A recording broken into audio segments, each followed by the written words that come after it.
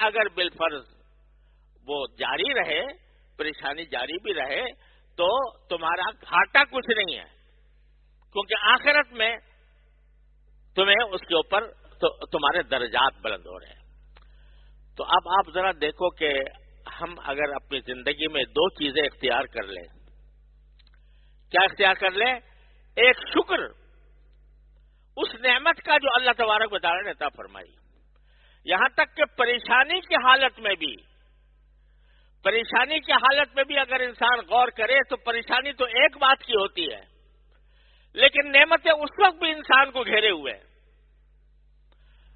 میں ابھی کچھ عرصے پہلے کافی بیمار رہا، تقریباً 1 مہینہ گزرا، بستر پر گزرا اور بیماری کی حالت میں گزرا۔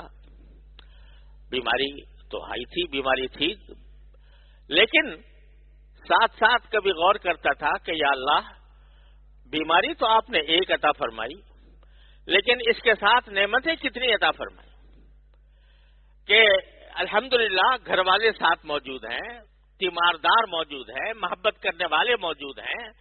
جو تیماردار ہیں وہ محبت کے ساتھ ہماری دیکھ بھال کر رہے ہیں، ڈاکٹر مہربان ہیں، طبیب مہربان ہیں، وہ خود اپنی فکر سے، اپنی محبت سے علاج کر رہے ہیں، اور ساری دنیا میں دعائیں ہو رہی ہیں، دنیا بھر سے خبریں آ رہی تھیں، اور آج بھائی صاحب کے بارے میں بھی الحمدللہ ایسا ہی ہے کہ ساری دنیا سے لوگ پیغام بھیج رہے ہیں، لوگ محبت کا اظہار کر رہے ہیں، دعائیں کر رہے ہیں۔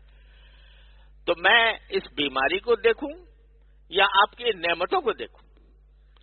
یہ بیماری ہے، اس کے لیے میں دعا مانگتا ہوں، یا اللہ اس کو دور فرما دیجیے، کیونکہ کمزور ہوں، لہذا دعا مانگتا ہوں کہ اللہ اس کو دور فرما دیجیے۔ لیکن جو اتنی ساری نعمتوں نے گھیرا ہوا عین بیماری کی حالت میں بھی، تو اللہ میں اس پر آپ کا شکر ادا کرتا ہوں۔ تو آدمی اگر یہ دو چیزیں اختیار کر لے، کیا اختیار کر لے؟ کہ جو اللہ تعالیٰ کی نعمتیں چھائی ہوئی ہیں، اگر غور کرو تو ہر انسان ہر وقت اللہ تبارک و تعالیٰ کی نعمتوں میں ڈوبا ہوا ہے۔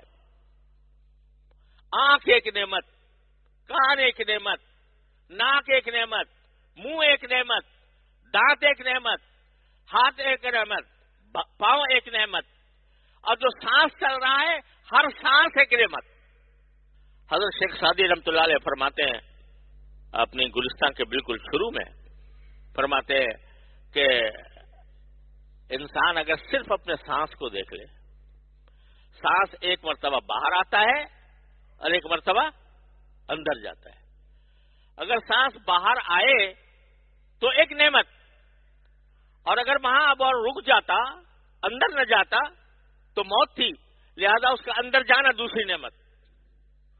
صرف سانس، ایک سانس میں دو نعمتیں ہیں اللہ تبارک و تعالیٰ کی، اور اگر آدمی صرف سانس کی نعمتوں کا شکر ادا کرنا چاہے تو نہیں کر سکتا، اس واسطے کہ جس وقت پہلی سانس کی نعمت پر شکر ادا کرے گا، اتنے میں دوسرا سانس آ جائے گا۔ تو اگر ساری زندگی شکر میں ہی گزار دے تو صرف سانس کی نعمت کے اوپر بھی حق کے شکر ادا نہیں کر سکتا۔